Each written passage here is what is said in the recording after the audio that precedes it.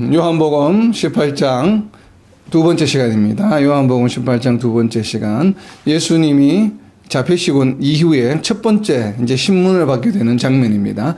다른 복음서와는 요한복음은 조금 다릅니다. 접근하는 방식이. 그렇기 때문에 오늘 내용을 좀 우리가 주의 깊게 볼 필요가 있습니다. 먼저 18장 12절부터 14절입니다. 이에 군대와 천부장과 유대인의 아랫사람들이 예수를 잡아 결박하여 먼저 안나스에게로 끌고 가니 안나스는 그 해의 대제사장인 가야바의 장인이라. 가야바는 유대인들에게 한 사람이 백성을 위하여 죽는 것이 유익하다고 권고하던 자르라. 아멘. 자, 우리가 이제 성경 공부를 하다가 보면 특별히 부사라든지 접속사도 중요하지만 그리고 이제 부사 같은 것들을 좀 유념해 볼 필요가 있어요. 자, 여기에 보면 13절에 보게 되면 먼저 안나스에게로 끌고 가니 이렇게 되어 있어요, 표현이. 그래서 이 먼저가 과연 어떤 의미인가? 자, 먼저라고 하는 부사가 있다는 얘기는 반드시 뭐가 있다는 얘기입니까? 먼저 이후에 또 다른 한 단계가 더 있다는 얘기죠. 그러니까 이제 우리가 성경 공부를 할 때 이런 걸 잘 캐치하는 게 필요해요. 먼저 하면 이것이 첫 번째. 그러면 최소한 두 번째가 있겠구나. 그러니까 먼저라고 하는 부사를 쓸 때는 분명히 그 뒤에 뭔가가 있기 때문에 먼저라고 하는 표현을 쓰는 것이죠. 대부분 보면. 그래서 여기서 먼저라고 하는 이 부사에 좀 우리가 유념해 볼 필요가 있습니다. 그래서 먼저의 의미는 무엇인가 하면 만약에 이 먼저를 잘 이해하지 못하게 되면 뒤에 나오는 예수님을 신문하는 대제사장이 누구인지가 헷갈리게 됩니다. 그래서 많은 설교자들이나 또 주석서에 보게 되면 오늘 우리가 나누게 될 이 지금 27장까지 전반부에 해당하는 예수님에게 신문하는 대제사장을 가야바로 해석하는 경우가 들어 있습니다. 가야바로. 왜 그런가 하면 마태복음 26장에는 가야바가 신문하는 대제사장 가야바가 예수님을 신문하는 장면만 기록이 되어 있기 때문에 그래요. 근데 요한복음에는 지금 다른 복음서에는 없는 안나스라고 하는 대제사장이 지금 등장하고 있습니다. 이것이 이제 우리가 사복음서를 읽을 때 서로 이게 어떤 분들 이거 왜 충돌하지? 왜 내용이 서로 다르지? 이렇게 이야기를 하는데 근데 시대적인 상황을 이해하게 되면 이게 이래서 그렇구나. 그래서 지금 13절에 보게 되면 먼저라고 하는 것에 좀 동그라미 쳐놓으시고 그리고 뒤에 설명이 되어 있습니다. 안나스는 누구인가 하면 안나스는 누구예요? 그 해에 당해에 대제사장인 가야바의 장인이라 이렇게 되어 있어요. 그러니까 그렇다면 지금 예수님이 붙잡혔을 이 당시에는 대제사장이 누구란 얘기입니까? 가야바죠, 가야바. 그렇기 때문에 가야바가 대제사장이에요. 원래 대제사장은 한 사람만 존재합니다. 그리고 그 사람은 종신이죠. 죽을 때까지 대제사장이에요. 그래서 그 사람이 죽고 나면 그 다음에 이제 대제사장이 또 이제 이어받게 되는.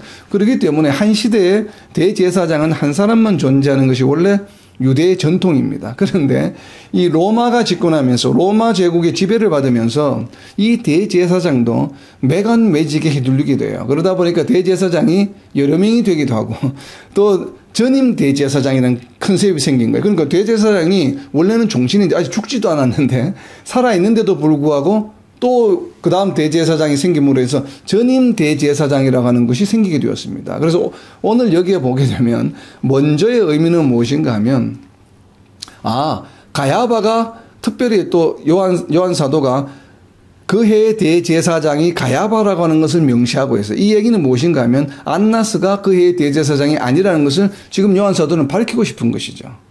굳이 설명이 사실 필요 없잖아요. 이렇게 하면. 그런데 그 당시 해에 지금 예수님이 잡히시던 그 해의 대제사장은 누구인가 하면 가야바라고 하는 것을 요한 사도는 명확히 선포하고 있는 것입니다. 그런데 안나스는 누구인가 하면 바로 가야바의 장인이에요. 즉 다르게 이야기하면 안나스가 바로 가야바의 전임 대제사장이었다는 것이에요. 왜냐하면 장인이 대제사장이었다가 아직 죽지 않았지만 어쨌든 가야바가 대제사장직을 지금 인계받은 상황입니다. 그래서 결국은 지금 대제사장이 2명이 된 꼴이 되어버렸죠. 지금 여기 보게 되면. 자, 이것을 우리가 어디에서 알 수 있냐면 마태복음 26장 59절 한번 펴보세요. 마태복음 26장 59절 펴보게 되면 우리가 그냥 마태복음 26장만 읽게 되면 이게 그냥 무심코 그냥 지나가는 것인데 뭐가 되어 있냐면 마태복음 26장 59절을 보게 되면 대제사장들이라는 이야기가 나옵니다. 그러니까 대제사장을 한 사람으로 이야기를 하지 않고 대제사장들 해서 이렇게 복수로 이야기하고 있어요. 대제사장들을. 그렇다는 얘기는 대제사장이 여러 명이라는 얘기죠. 원래는 대제사장이 여러 명이 될 수가 없는데 지금 예수님이 붙잡히던 시대에는 대제사장이 전임 대제사장도 있고 현직 대제사장도 있었다는 얘기예요. 바로 그것이 이것이 바로 요한복음에서 이야기하는 이 안나스라고 하는 사람이 바로 전임 대제사장이구나 하는 것을 우리가 이제 유추해 볼 수 있는 것이죠. 그죠? 그렇기 때문에 사람들이 당시에는 이 안나스가 어떻게 보면 그 유대인 사회에서 어떻게 보면 이제 대제사장들, 그 다음에 바리새인들이 이렇게 모여 있잖아요. 유대인 지도자들이. 그러니까 이제 산헤드린 공회라고 하는데 거기에 이제 대장격이 대제사장이죠. 산헤드린의 어떻게 보면 공회장격이죠. 대제사장이. 그렇기 때문에 여전히 안나스라고 하는 이분이 굉장히 유대인 사회에서는 권력이 굉장히 강했던 것으로 보여집니다. 그렇게 지금 해석을 하기도 합니다. 그래서 헐만 리드보스라고 하는 신학자는 안나스가 상당한 권력을 가진 인물로 이제 추정하는 겁니다. 그러니까 이 13절을 보면서 18장 13절을 보면서 사람들이 예수님을 붙잡았는데 예수님 왜 붙잡았습니까? 여호와 하나님을 모욕한다고 잡았거든요. 그러니까 유대인들 사회에서는 굉장히 엄중한 죄를 지은 사람이에요. 그런데 그 사람을 누구에게 데려갔습니까? 아무래도 정치적인 서열이 당시에 유대인 사회에서 가장 높은 사람에게 제일 먼저 예수님을 데리고 간 것이에요. 그런데 심지어 그 사람이 누구예요? 현직 대제사장보다도 더 지위가 높고 권력이 높은 사람이라고 하는 것이에요. 그것을 지금 암시해 주는 것이죠. 13절에 이 먼저라고 하는 이 부사의 의미가 바로 그런 의미가 있습니다. 그래서 먼저 안나스에게로 끌고 가서 그 얘기는 현직에 있는 대제사장인 가야바보다도 더 실권이 있다는 얘기죠. 종교적으로는 더 의미가 있는 자리에 있다는 것을 의미해줘. 그래서 우리가 이제 성경을 공부할 때 이런 뉘앙스를 우리가 알아차리게 되면 더 이제 은혜가 풍성해지죠. 그래서 안나스가 당시에는 지도자격이었구나, 유대인 사회에. 그리고 그 사람이 바로 가야바라고 하는 현직 대제사장의 장인이었다라고 하는 것을 지금 알 수가 있는 것이죠. 자, 그리고 이어지는 14절입니다. 가야바는 유대인들에게 한 사람이 백성을 위하여 죽는 것이 유익하다라고 권고하던 자르라. 그러니까 이제 이 예수님을 순교하게, 예수님을 죽여야 되겠다는 생각을 이미 오래전부터 했다는 얘기입니다. 가야바는. 오늘 이 사건이 있기 전부터. 그래서 이 이야기는 어디에 나오는가 하면 그 14절 옆에다가 적어 놓으세요. 권고하던 자들아. 어디에서 권고했냐면 요한복음에 나옵니다. 앞에. 요한복음 11장 50절입니다. 요한복음 11장 50절이에요. 요한복음 11장 50절에 가면 한 사람이 백성을 위하여 죽어서 온 민족이 망하지 않게 되는 것이 너희에게 유익한 줄을 생각하지 아니하는도다 하였으니 이게 지금 가야바가 한 이야기거든요. 가야바의 입을 통해서 한 이야기예요. 11장 50절이. 그러니까 한 사람이 백성을 위하여 죽어서 온 민족이 망하지 않게 되는 것이 너희에게 유익한 줄을 생각하지 아니하는도다. 이렇게 가야바가 이야기를 했는데 그런데 성령은 뭐라고 설명합니까? 51절에 보게 되면 가야바가 비록 말을 했지만 그것은 가야바가 한 말이 아니라고 하는 것이에요. 자, 51절입니다. 이 말은 가야바 스스로 함이 아니요 그 해의 대제사장이므로. 왜냐하면 가야바의 직책이 그의 대제사장이었어요. 그렇기 때문에 공식적으로는 유대인 사회에서 가장 종교적으로는 높은 위치에 있는 사람이죠. 왜냐하면 대제사장이기 때문에. 대제사장의 직분이 뭐예요? 하나님과 이스라엘 백성들 간의 이 교감, 커뮤니케이션의 중보자 역할을 하는 사람이 대제사장이죠. 그렇기 때문에 예수님이 가야바의 마음을 움직여서 하나님의 뜻, 예수님의 뜻을 가야바의 입술을 통해서 전하는 것이에요. 지금 그 설명을 요한복음 11장에서 하고 있는 것입니다. 이 말은 스스로 함이 아니요 그 해의 대제사장이므로 예수께서 그 민족을 위하시고 또 그 민족만 위할 뿐 아니라 흩어진 하나님의 자녀를 모아 하나가 되게 하기 위하여 죽으실 것을 미리 말함이라. 그러니까 예수님께서 죽으실 것을 미리 예언한 그 사건을 그의 대제사장인 가야바의 입을 통해서 선포하게 하신 것이다. 그 말씀을 지금 요한복음 18장에서 이야기하고 있는 것입니다. 요한복음 18장 14절 가야바는 유대인들에게 한 사람이 백성을 위하여 죽는 것이 유익하다고 권고하던 자들아. 누구에 의해서 권고한 것입니까? 바로 예수님에 의해서 권고하게 만든 사람이죠. 바로 그 이야기를 지금 하고 있는 것입니다. 자, 그래서 이어지는 이제 15절입니다. 15절 말씀. 시몬 베드로와 또 다른 제자 한 사람이 예수를 따르니 이 제자는 대제사장과 아는 사람이라 예수와 함께 대제사장의 집들에 들어가고. 자, 여기에서 또 우리가 이제 좀 성경 공부를 할 때 유념해야 될 것은 여기 지금 보면 초반부에 보면 또 다른 제자 한 사람이라고 했는데 또 다른 제자 한 사람이 과연 누구일까요? 이제 우리가 많은 이제 주석서나 많은 설교자들이 이제 추정하기로는 이 요한복음을 기록하고 있는 사도 요한으로 추정이 됩니다. 저도 개인적으로 사도 요한으로 추정이 됩니다. 왜냐하면 요한복음 곳곳에 본인의 이름을 밝히지 않는 그냥 제자, 사랑하는 자 이런 사람은 주로 이제 사도 요한 본인 자신으로 지금 우리가 추정이 되기 때문에 그래요. 그런데 여기 이제 우리가 조금 유념해서 어떤 이제 신학자들은 사도 요한이 아니라고 이야기하는 사람이 있습니다. 아주 유명한 주석서 중에서도 그 이유가 바로 무엇인가 하면 뒤에 나오는 이야기 때문에 그래요. 이 제자는 뭐라고 이야기를 설명을 합니까? 설명을 덧붙입니다. 이 제자는 대제사장과 아는 사람이라. 자, 거기다 줄을 쳐놓으세요. 대제사장과 아는 사람이라. 저 사도 요한은 왜 이런 불필요한 정보를 여기다 기록을 하고 있을까요? 대제사장과 아는 사람이라. 대제사장과 아는 사람이라고 하는 이 말 때문에 여러 주석가들이, 신학자들이 앞에 있는 다른 제자라고 하는 이 다른 제자는 사도 요한이 아니라고 이야기를 합니다. 왜 그런가 하면 이렇게 설명을 합니다. 왜 사도 요한이 아니라고 주장하는가 하면 사도 요한의 신분은 무엇입니까? 원래 예수님의 제자가 되기 전에 어디에서 부르심을 받았습니까? 갈릴리 바닷가에서 뭐 하다가 부르심을 받았어요? 고기 잡다가 부르심을 받았죠. 그러니까 사도 요한은 어부 출신이에요. 근데 어부는 어떤 존재인가 하면 어부는 당시 유대인 사회에서 가장 천한 직업이에요. 어부가. 그러니까 유대 사회에서 가장 천한 직업이 무엇인가 하면 어부예요. 근데 만약에 다른 제자가 사도 요한이라고 한다면 그러니까 어부라는 얘기죠. 그것도 예루살렘에 있는 곳이요. 예루살렘은 바다가 아니죠. 산 위에 있기 때문에 갈릴리 지방은 또 어떤 지방이에요? 유대인 민족들 중에서도 좀 소외되는 무시당하는 지역이에요. 갈릴리 지역은. 그러니까 이 예루살렘 지역, 유다 지역이 아니고 북부 갈릴리 지방은 예루살렘에 있는 유대인들이 굉장히 무시하는, 그래서 그게 나사렛이잖아요. 그래서 나사렛 예수라고 하는 이 표현이 무엇인가 하면 예수님을 무시하는 표현이에요. 왜? 나사렛 지방, 굉장히 못 사는 지방, 자기네들이 이렇게 별로 쳐주지 않는 그런 아주 변두리, 이렇게 어떻게 보면 좀 이 마이너리티, 사회의 주류가 아닌 마이너에 해당하는 그런 사람을 좀 업신여길 때 쓰는 표현이 나사렛이라는 표현을 써요. 그렇기 때문에 더군다나 그러한 갈릴리 지방에 그 사회에서도 가장 신분이 낮은 것으로 이제 우리가 보통 사회적으로 인식되는 어부 출신이에요. 근데 이 어부 출신이 지금 누구를 안다고 이야기합니까? 제자는 대제사장을 안대요. 근데 대제사장은 당시의 유대인 사회 중에서 랭킹 넘버 원이에요. 그런데 자, 예루살렘도 아니고 천대를 받는 갈릴리 지방에서 그 갈릴리 지방에서도 무슨 지주라든지 이런 상인이라든지 돈이 많은 부유한 사람이 아니고 보면은 어부야. 근데 갈릴리 지방에 있는 어부 출신이 어떻게 예루살렘에 있는 유대인 사회의 넘버 원인 정치적인 지도자인 종교적인 지도자인 대제사장과 아는 사이가 될 수 있느냐 이 말이에요.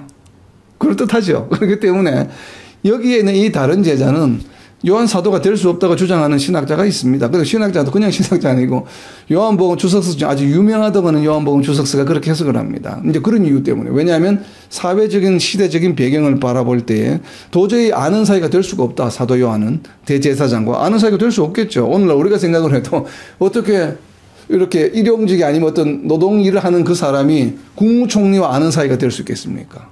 지금 오늘날로 이야기하면 그런 이야기거든요. 근데 물론 지나가다 오다 보다 뭐 같은 지역구라서 아니면 정치인이라서 만나서 이렇게 인사는 할 수 있을지 모를지라도 대제사장과 아는 사이라서, 그러니까 아는 사이가 그냥 이렇게 뭐 얼굴을 안다는 정도가 아니에요. 왜냐하면 대제사장이 있는 집들에 출입을 할 수 있을 정도로 잘 안다는 것이에요. 그래서 여기서 아는 사람이라고는 헬라어 원어는 무엇인가 하면 그냥, 저 사람은 우리가 그냥 배우를 알아보듯이 내가 저 배우를 알아. 이런 의미가 아니에요. 굉장히 친밀감이 있는 사이라는 얘기예요.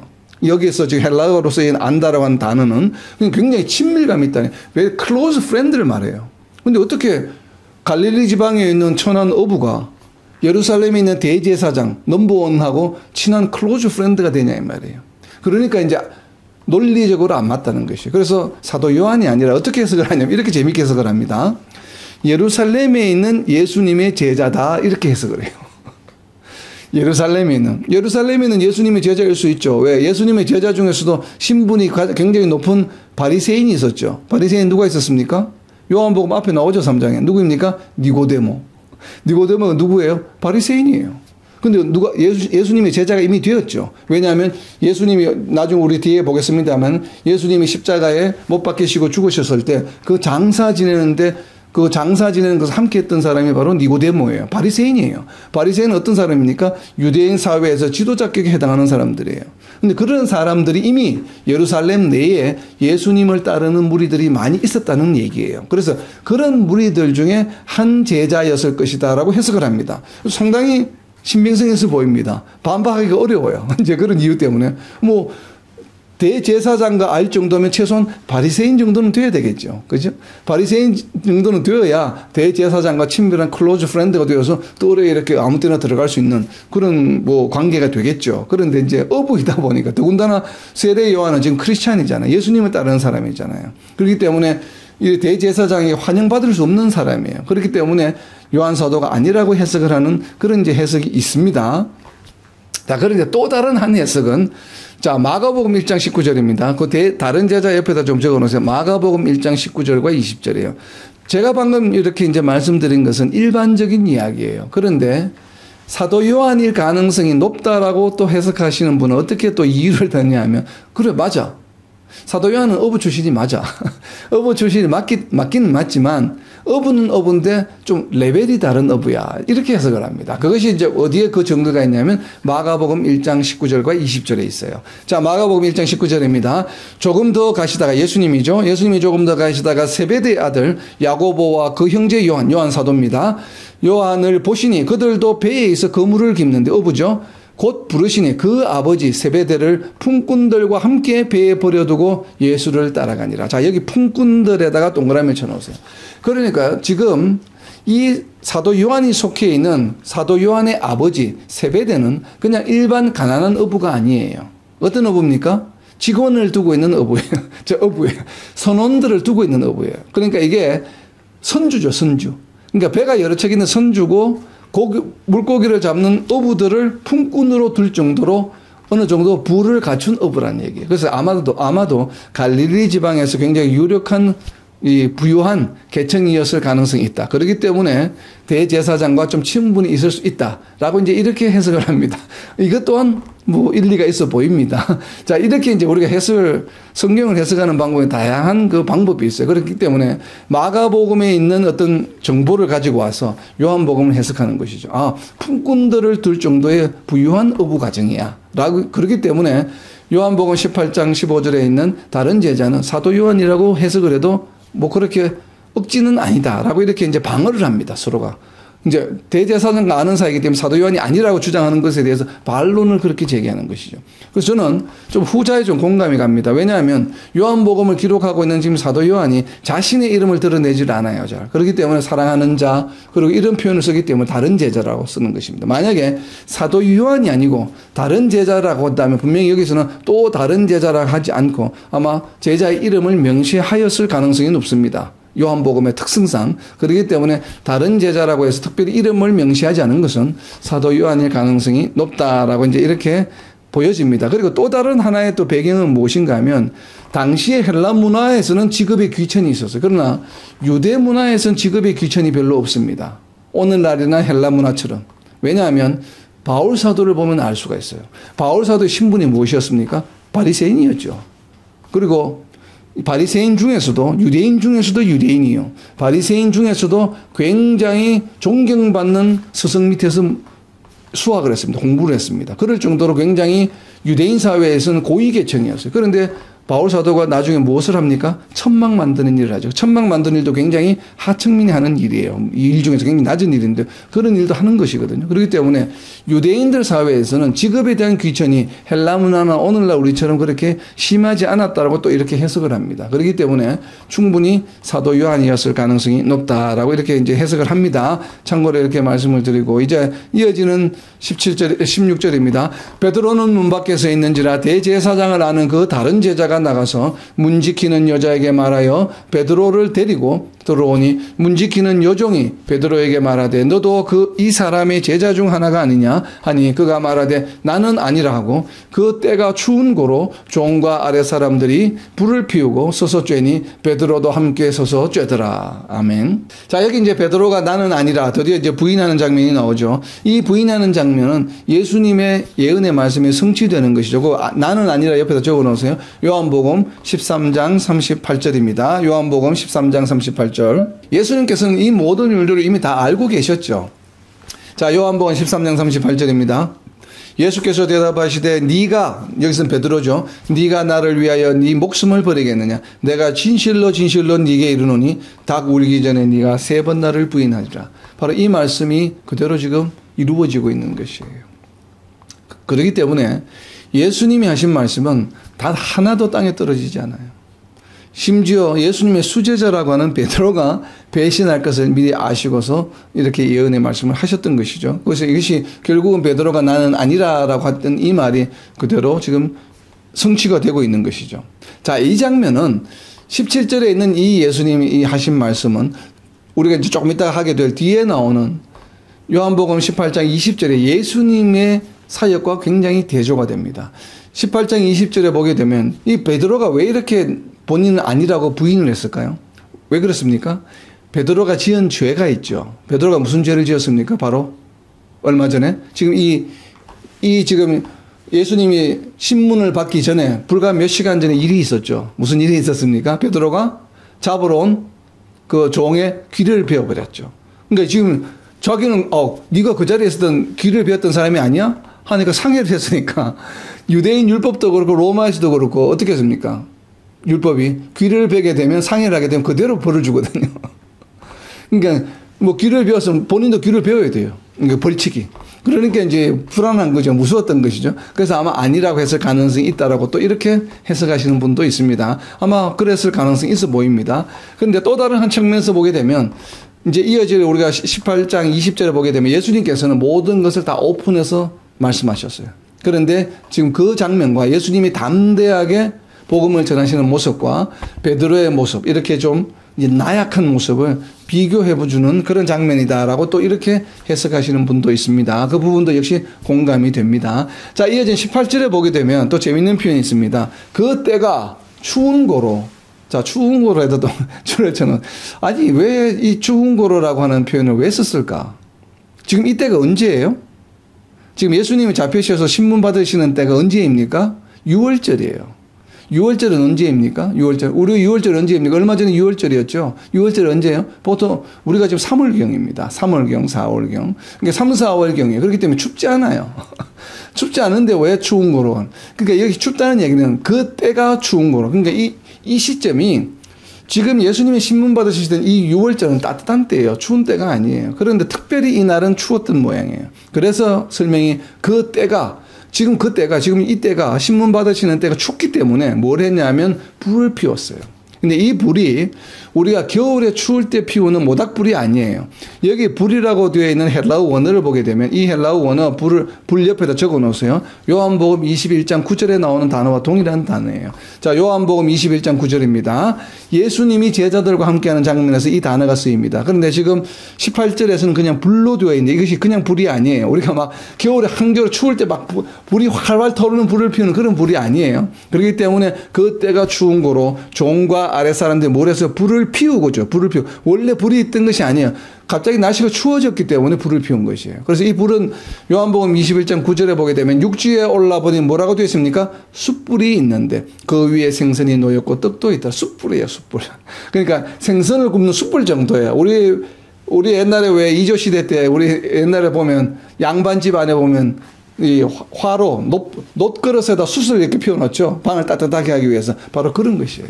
그러니까 놋그릇 같은 데다가 숯을 넣어놓고 따뜻하게 난방을 하는, 그러니까 모닥불이 아니에요. 그러니까 이런 숯불 정도예요. 그렇기 때문에 많이 추운 시간은 아니에요. 바로 그런 의미입니다. 그래서 그때가 추운 고로 종과 아랫 사람들이 숯불을 피우고 쬐니 베드로가 함께 서서 쬐더라. 바로 그런 이야기입니다. 자, 그런데 이 불이라는 얘기는 누가복음 22장 55절에도 나옵니다. 사람들이 뜰 가운데 불을 피우고 함께 앉았는지라 베드로도 그 가운데 앉았더니. 누가복음에도 동일한 표현이 지금 요한복음에 나오죠. 여기서도 역시 불을 피우고인데 숯불이에요. 자, 이어진 19절입니다. 19절과 21절. 19절부터 21절입니다. 19절.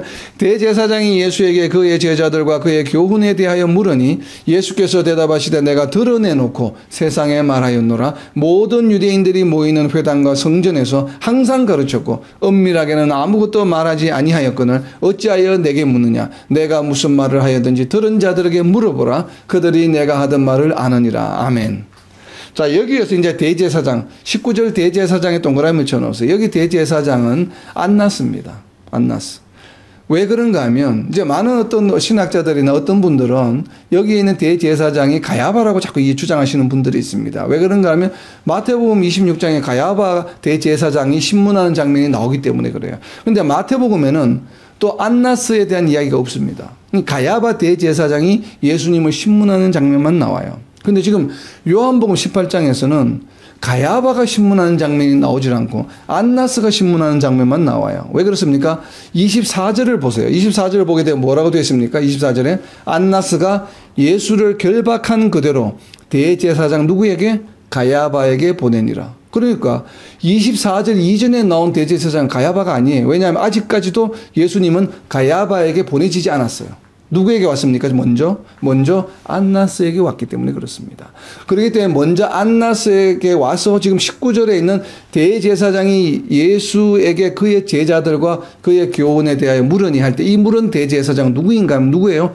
전직 대사장이에요. 그러니까 대제사장 앞에다 적어 놓으세요. 전직 대제사장. 현직 대제사장이 아니에요. 그러니까 전직 대제사장 누구예요? 안나스가 지금 예수님에게 묻는 것이요. 그러고 나서 나중에 현직 대제사장인 가야바에게 보낸 것이죠. 그렇기 때문에 19절은 안나스로 해석하는 것이 저는 옳다고 생각합니다. 그래서 가야바라고 해석하는 것은 좀 무리가 있는 해석으로 보여집니다. 자, 그래서 여기 드러내놓고 세상에 말하였노라 라고 하는 것은 무슨 의미예요? 설명에 나와 있는 것처럼 예수님은 항상 회당과 성전에서 가르치셨어요. 물론 동산에서도 가르치시기도 하셨지만 꼭 유대인 회당에 가서 가르치셨죠. 그리고 성전에, 예루살렘 성전에 가서 가르치셨어요. 그렇기 때문에 숨기면서 가르치지 않았다라고 하는 것을 지금 말씀하시는 것이고, 그리고 세상에 드러내놓고 말한 내용은 바로 무엇입니까? 드러내놓고 세상에 말하였노라. 옆에다 적어 놓으세요. 요한복음 19장 7절이에요. 뒤에 나옵니다. 다음 장에 나오는데 요한복음 19장 7절의 내용입니다. 유대인들이 대답하되 우리에게 법이 있으니 그 법대로 하면 그가 당연히 죽을 것은 왜 예수님이 죽을 수밖에 없는 죄를 지었습니까? 가르치신 내용이 그 뒤에 나옵니다. 그가 자기를 하나님의 아들이라 함이니라. 그러니까 지금 예수님께서 가르치신 내용을 지금 유대인들은 문제 삼는 내용이, 주된 내용이 무엇이에요? 자신을 하나님의 아들이다라고 이야기하기 때문에 문제 삼는 것이에요. 그런데 예수님께서는 당당하게 그것을 숨기지 않으셨어요. 회당에 가서도, 그리고 성전에서도 자신의 하나님의 아들이심을 드러내셨다 이 말이에요. 그런데 왜 내게 다시 묻느냐라고 지금 반문하고 계시는 것이죠. 자, 이어지는 22절입니다. 이 말씀을 하시며 곁에 있던 아랫사람 하나가 손으로 예수를 쳐 이르되 네가 대제사장에게 이같이 대답하느냐 하니 예수께서 대답하시되 내가 말을 잘못하였으면 그 잘못한 것을 정언하라. 바른 말을 하였으면 네가 어찌하여 나를 치느냐 하시더라. 안나스가 예수를 결박한 그대로 대제사장 가야바에게 보내니라. 아멘. 자, 잘못한 것을 정언하라라고 지금 예수님께서 예수님을 때린 사람에게 말씀하시는 것이죠. 이 말씀은 어떤 의미입니까? 내가 법적 모욕을 하였다면 정식으로 기소하라는 얘기죠. 무엇을 잘못했느냐 얘기죠. 자신이 한 내용대로 그대로 이야기했는데, 그래서 또 다른 한 측면에서는 공정한 재판을 요구하는 것이죠. 그런데 재미있는 해석이 하나 있습니다. 그래서 제가 이제 참조를 하는데, 지금 예수님이 어떻게 맞으셨습니까? 손으로 예수님을 쳤는데 어디를 쳤겠습니까? 손으로, 이제 옆에 있는 종이 예수님의 아랫사람이 손으로 쳤으면 예수님의 등을 쳤을까요? 아니면 예수님의 팔을 쳤을까요? 어디를 쳤겠습니까? 예수님의 뺨을 쳤겠죠, 당연히 이렇게. 그죠? 그런데 예수님이 어떻게 하셨어요? 지금 반론을 제기하는 것이죠. 너희가 왜 쳐 나를? 내가 무엇을 잘못했는데 잘못한 것을 증언해라. 내가 잘못했으면 이렇게 지금 대응하시죠. 근데 이 말은 예수님의 가르치심과 어떻게 돼요? 좀 반하는 예수님의 반응이죠. 무엇과 반합니까? 자, 잘못한 것을 증언하라 옆에서 적어 놓으세요. 마태복음 5장 39절과 대치가, 그러니까 뭐라 그러죠? 이게 좀, 뭐라 그래요? orthodox하다. 이게 좀 뭐라 그러죠? controversial하다. 부딪히는 것이에요. 예수님의 가르치신 거 달라요. 예수님은 뭐라 가르치셨습니까? 마태복음 5장 39절에서. 5장 39절입니다. 마태복음 5장 39절. 나는 너희에게 이르노니 악한 자를 대적하지 말라. 악한 자가 누구예요? 예수님은 치는 자가 지금 악한 자죠. 누구든지 내 오른뺨을 치거든 왼편도 돌려대며. 그럼 지금 예수님은 어떻게 하셔야 돼요? 지금 예수님을 쳤으면 다른 뺨도 대면 되죠. 근데 예수님은 지금 그렇게 하지 않았죠. 지금 어떻게 하셨어요?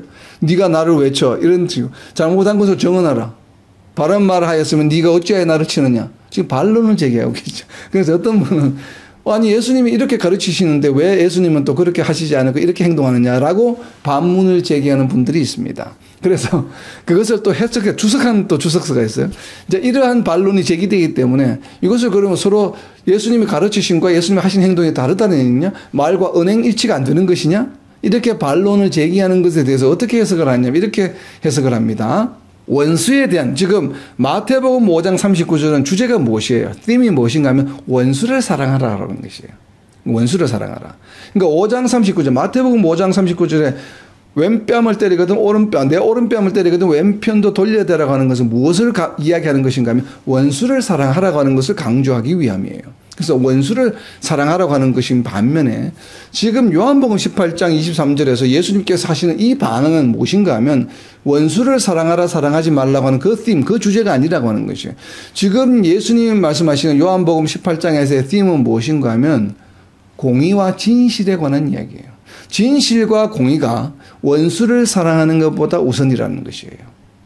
자, 이것은 무슨 이야기인가 하면 오늘 우리 교회 공동체가 여기에 부닥치죠. 이것 때문에 우리가 갈등을 하는 경우가 있습니다. 자, 원수를 사랑하라고 하는 것은 나를 해치는 사람, 나에게 잘못하는 사람, 교회 공동체를 해치는 사람도 우리가 사랑해야 된다. 라고 이렇게 주장할 수 있죠. 원수를 사랑하러 가는 그 주제로 보게 되면. 그러면 그 사람을 사랑할 수는 밖에 없어요. 그런데 지금 요한복음 18장에서 예수님이 보여주시는 이 반응을 우리가 참조하게 되면 어떤 것인가 하면 물론 원수도 사랑해야 되지만 원수를 사랑해야 된다라고 하는 주제와 theme과 공의와 진실이라고 하는 심이 부닥칠 때 얼마든지 있을 수 있죠. 원수를 사랑하긴 해야 되는데 공의를 해쳐. 아니면 원수를 사랑해야 되는데 원수를 사랑하는 행위가 진실을 해치게 될 때. 그런 경우가 발생할 수 있죠. 우리 교회 공동체 내에서 얼마든지. 또 우리 삶을 살아갈 때. 그럴 때는 무엇이 우선이 된다? 진실과 공의가 원수를 사랑하는 것보다는 우선이 된다라고 하는 것이 바로 예수님이 보여주신 것이라고 하는 것이에요. 저는 이 말에 전적으로 공감이 됩니다. 개인적으로. 그렇기 때문에 원수를 사랑하는 것도 물론 중요합니다. 그러니까 원수를 사랑해야만 그런 원수를 사랑할 수 있는, 사랑해야만 되는 상황이라고 한다면 당연히 해야 되겠죠. 그런데 그것이 교회 공동체, 아니 우리 삶을 살아갈 신앙의 공의와 우리 기독교 정신의 공의와 진실과 이것이 충돌이 발생할 때는 무엇이 우선이 된다? 공의와 진실이 우선된다고 하는 것이에요. 이것이 이제 우리가 성경을 해석하는 방법이에요. 우리가 어떤 단편적인 한 에피소드, 마태복음 5장이라고 하는 그 한 에피소드만 해석을 하고 또 요한복음 18장이라는 에피소드를 독립된 것으로 관련성이 없는 것으로 따로따로 해석한다고 한다면 그냥 원수만 무조건 사랑해야 되고 또 진실과 공의만 무조건 또 중요하다. 이렇게 해석이 될 수 있는데 그냥 이 두 이야기를 합치게 되면 질서가 생기게 되죠. 우리가 비블리컬 티올로지, theme의 중요한 우리가 원칙이 있는데 신앙적인 우리 교리가 있는데 그 원수를 사랑해야 된다고 하는 교리가 있고 또 공의와 진실을 우리가 잘 지켜야 된다는 교리가 있는데 이 두 교리가 충돌할 때는 어떻게 해야 되는가? 그럴 때는 마태복음 5장과 요한복음 18장 예수님이 하신 두 말씀과 가르치심과 행동을 서로 합쳐서 우리가 순서를 정할 수 있다는 것이에요. 이것이 성경을 해석하는 방법이에요. 그리고 우리가 성경을 해석할 때는 이렇게 성경을 전체적으로 여러 권을 비교해서 보는 것이 필요한 바로 이유가 바로 여기에 있는 것입니다. 그래서 이 요한복음 18장에 주는 또 다른 메시지, 잘못하는 것을 정언하라고 하는 이 메시지는 공의와 진실이 원수를 사랑하는 것보다는 우선된다라고 하는 것이에요.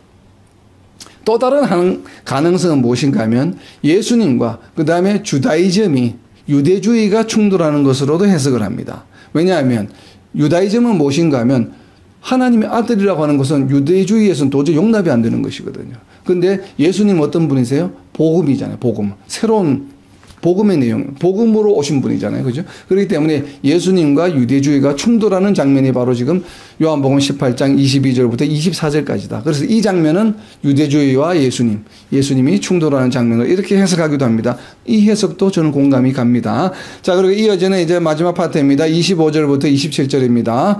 시몬 베드로가 서서 불을 쬐더니 되니 사람들이 묻되 너도 그 제자 중 하나가 아니냐? 베드로가 부인하여 이르되 나는 아니라 하니 대제사장의 종 하나는 베드로에게 귀를 잘린 사람의 친척이라 이르되, 그러니까 귀를 잘린 사람 친척이에요. 대제사장의 종 중에 한 사람이 베드로가 귀를 자른 그 사람과 바로 친척이라는 것이에요. 그래서 그 친척이라 이르되 네가 그 사람과 함께 동산에 있는 것을 내가 보지 아니하였느냐. 그러니까 아마 그 현장에 있었던 모양이에요. 그 귀가 잘린 사람과 같이. 이에 베드로가 또 부인하니, 이제 아마 세 번째 부인인 것 같습니다. 그러다 보니 곧 닭이 울더라. 닭이 울었어요. 이 닭이 울더라고 하는 것은 바로 무슨 의미입니까? 예수님의 말씀이 성취되는 것이죠. 그리고 예수님의 대응과 지금 대조를 이루는 것이에요. 그죠? 그리고 예수님의 가르침.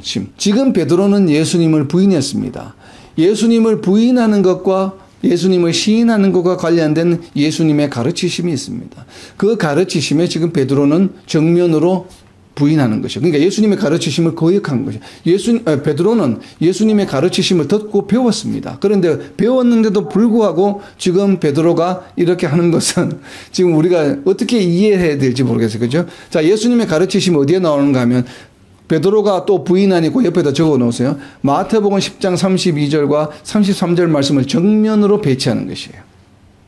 예수님께서 마태복음 10장 32절과 33절에 가르쳐 주신 내용, 베드로도 분명히 그 옆에서 이 가르치심을 듣고 숙지했습니다. 공생의 3년 반 동안 여러 번 반복해서 아마 들었을 것입니다. 그런데 그 가르침에도 불구하고 지금 베드로가 예수님을 부인하고 있는 것이에요. 우리의 삶을 돌아볼 필요가 있습니다. 자, 그 가르침이 어떤 내용인가 하면 마태복음 10장 32절입니다. 누구든지 사람 앞에서 나를 시인하면, 예수님이죠. 예수님을 시인하면 나도, 예수님도 하늘에 계신 내 아버지 앞에서 그를 시인할 것이요. 우리가 사람들 앞에서 예수님을 시인하면 예수님은 그 보응으로, 리스판스로 뭘 하시는가 하면 나중에 우리가 하나님 앞에 섰을 때 그 하나님 앞에서 뭘 하신다고요? 예수님께서 우리를 시인하신다 이 말이에요. 33절입니다. 누구든지 사람 앞에서 나를 부인하면 나도 하늘에 계신 내 아버지 앞에서 그를 부인하리라. 아멘. 이건 어디에 나오는 말씀이에요? 그 옆에다 적어놓으세요. 계시록 20장의 백보자 심판이에요. 백보자 심판에 누가 심판하십니까? 예수님이에요. 예수님이 우리의 변호사예요. 변호사. 그렇죠? 그래서 하나님 앞에서 생명책에 기록된 대로, 그리고 책들에 기록된 대로 심판을 하십니다. 그런데 책들에 기록된 내용을 보니까 예수님을 부인했어요. 우리가 누군가가. 그럼 예수님 어떻게 하신다고요? 예수님도 그들을 부인하시겠다는 것이에요. 그런데 생명책에 기록된 사람들은 예수님을 시인한 사람들이에요. 그래서 생명책에 기록된 사람들은 예수님도 어떻게 하신다고요? 시인하시겠다고 하는 것이에요. 그래서 지금 마태복음 10장 32절과 33절은 백보자 심판에 심판하시는 방법에 대해서 지금 설명하시는 것이에요. 그러니까 예수님을 시인한다는 것이 얼마나 중요한지 알겠죠. 그렇죠? 그래서 로마서 10장 10절에 뭐라고 이야기를 합니까? 마음으로 믿고 입으로 시인하면 우리가 구원을 받는다고 이야기하는 것이에요. 그렇죠? 그렇기 때문에 우리가 입으로 시인한다는 것은 대단히 중요한 것이에요. 그런데 지금 베드로가 어떻게 하고 있습니까? 요한복음 18장 27절에서 예수님을 부인하고 있어요. 예수님을 부인하면 예수님께서 어떻게 하신다고요? 마태복음 10장 33절을 보게 되면 누구든지 사람 앞에서 나를 부인하면 나도 하늘에 계신 내 아버지 앞에서 그를 부인하리라. 그렇기 때문에 우리는 어떤 경우에도 예수님을 부인하면 된다 안 된다 우리의 삶 가운데서 안 된다고 하는 것이에요. 그 장면을 지금 베드로를 통해서 보여주시는 것이에요. 그러니까 우리가 교만하면 안 돼요. 우리는 나는 장로고 나는 집사고 나는 교회 10년 다니고 20년 다니고 나는 모태신앙인데 나는 예수님을 잘 믿어. 예수님을 끝까지 잘 믿어. 이렇게 교만에 빠지면 안 돼요. 왜? 예수님의 수제자였던 베드로조차도 예수님을 한 번도 아니고 3번이나 부인했어요. 왜 부인했습니까? 두려움 때문에. 두려움 때문에. 본인이 지은 죄가 있거든요. 귀를 잘랐거든요. 그러니까 지금 예수님이 막 심판받을 걸 보니까 본인도 두렵거든요. 그러니까 우리가 어떤 두려운 상황에 처한다든지 어떤 상황에 처했을 때 예수님을 부인할 수 있는 그런 상황이 만들어질 수도 있다고 하는 것이에요. 그런 것을 우리가 지금 베드로를 통해서 우리가 요한복음 18장을 통해서 우리가 배우는 것입니다. 그렇기 때문에 우리가 교만해서는 안 되는 것이에요. 그런데 이렇게 예수님을 부인했던 베드로가 순교에 이르기까지 예수님을 증거하는 사람으로 변화가 되었습니다. 그것은 왜 그렇습니까? 변화된 것은 누구 때문에? 바로 성령 때문에 그래요. 그러니까 베드로의 능력이 아니에요. 이거 왜 이 장면을 보여주냐면 베드로라고 하는 인물 자체는 이렇게 형편없는 인물이라고 하는 것이에요. 조그만 두려움에도 예수님에게 이렇게 마태복음 10장에서 가르쳐 주셨는데도 불구하고 이 가르침을 잘 알고 있는데도 불구하고 예수님을 부인할 정도로 그렇게 연약한 존재라고 하는 것이에요. 우리 사람은 그런 존재예요. 그런데도 불구하고 성령이 임하시니까 어떻게 됩니까? 그 삶이 완전히 변화되죠. 담대하게 복음을 전하게 되고 결국 순교하면서까지도 복음을 전하는 그런 사람으로 바뀌는 것이 베드로가 대단해서가 아니에요. 베드로는 예수님을 부인할 수밖에 없는 그런 연약한 존재예요. 일평생. 그런데 그 사람이 어떻게 바뀌었다고요? 누구 때문에? 성령 때문에 바뀐 것이죠. 그래서 우리는 지금 이 시대를 무슨 시대라고 부릅니까? 성령 시대라고 부르는 이유예요. 이러한 성령이 지금 누구에게 있습니까? 저와 여러분에게 함께하고 계시다는 것을 오늘 우리가 이 베드로의 모습을 보면서 우리는 성령께서 얼마나 중요한 분이신가, 얼마나 우리에게 큰 은혜인가. 그래서 예수님께서 우리에게 보혜사라고 이야기하시는 것이죠. 그리고 또 우리에게 헬프라고 이야기하시는 것이죠. 자, 그래서 이러한 것을 우리가 다 감안해서 오늘 이제 적용을 하려고 합니다. 오늘 적용은 18장 20절 말씀입니다. 18장 20절 말씀 예수님이 하셨던 모습이에요. 예수께서 대답하시되 내가 드러내놓고 세상에 말하였노라. 바로 이것이에요. 베드로와 부인하는 베드로와는 다른 삶을 살아야 돼. 왜? 우리는 어떤 존재이기 때문에 우리는 혼자가 아니죠. 우리는 누구와 함께 있습니까? 성령께서 우리와 함께 계셔요. 지금 이 순간에는 또 저와 여러분이 누구와 함께 있습니까? 우리 혼자가 아니죠. 누구와 함께 계셔요? 지금 나와 함께 있는 제가 누구이십니까? 성령이 우리와 함께 계셔요. 성령이 우리와 함께 계시기 때문에 예수님이 하셨던 것처럼 우리는 드러내놓고 세상에서 예수님을 전파하고 드러내놓고 세상에 말하자. 그래서 다가오는 한 주간 동안에는 정말 우리가 기회가 있을 때마다 자신 있게 드러내놓고 예수님을 전하는 저와 여러분이 되었으면 좋겠습니다. 그렇게 하려면 우리가 어떻게 해야 됩니까? 로마서 10장 11절입니다. 로마서 10장 11절. 로마서 10장 11절 말씀을 명심해 두는 것이 좋습니다. 우리가 복음을 전하려고 할 때, 낯선 사람에게 복음을 전하려고 할 때, 또 아는 사람에게도 복음을 전하려고 할 때 주저하게 되는 이유가 바로 무엇인가 하면 로마서 10장 11절 때문에 주저해요. 그래서 로마서 10장 11절 말씀을 기억해야 됩니다. 그러면 우리가 복음을 전가할 때 좀 주저하는 마음이 사라지겠죠. 로마서 10장 11절입니다. 성경에 이르되 누구든지 그를 믿는 자는 누굽니까? 예수님을 믿는 자는 부끄러움을 당하지 아니하리라. 그러니까 예수님을 믿는 자는 부끄러움을 당하지 않아요. 혹시 내가 이렇게 죄했는데 나에게 어떤 말을 하면 어떨까? 이런 염려할 필요 없습니다. 뭐라고요? 부끄러움을 당하지 않아요. 물론 여기서 말하는 로마서 10장에서 말하는 부끄러움은 내가 업신여김을 당하지 않는다는 것이에요. 복음을 전하고 예수님을 믿는 삶을 살아가게 되면 내가 그런 좀 억울한 일, 이 쉐임풀한 그런 상황을 겪지 않는다는 의미인데 그러나 우리가 이제 적용을 하게 되면 그런 어쨌든 예수님을 믿는다고 하는 것은 부끄러운 일이 아니라 이 말이에요. 이렇게 업신여김을 당하는 일이 아니라는 거예요. 반대로 이야기하는 어떤 이야기입니까? 자랑스러운 일이다. 그러니까 세상에 대놓고 드러내야 할 일이라는 것이에요. 그런데 이것을 우리가 어떻게 할 수 있습니까? 그 옆에도 적어 놓으세요. 사도행전 1장 8절입니다. 우리의 힘과 능력으로 할 수 없죠. 우리가 지금 베드로를 보았지 않습니까? 3번이나 부인하는 베드로를 보았기 때문에 우리가 우리의 능력으로 할 수 없습니다. 바로 사도행전 1장 8절 때문에 우리는 할 수 있는 것이에요. 사도행전 1장 8절입니다. 다 같이 찾아서 함께 읽고 이제 마치겠습니다. 사도행전 1장 8절입니다. 오직 성령이 너희에게 임하시면 너희가 권능을 받고 예루살렘과 온 유대와 사마리아와 땅끝까지 이르러 내 증인이 되리라 하시리라. 아멘.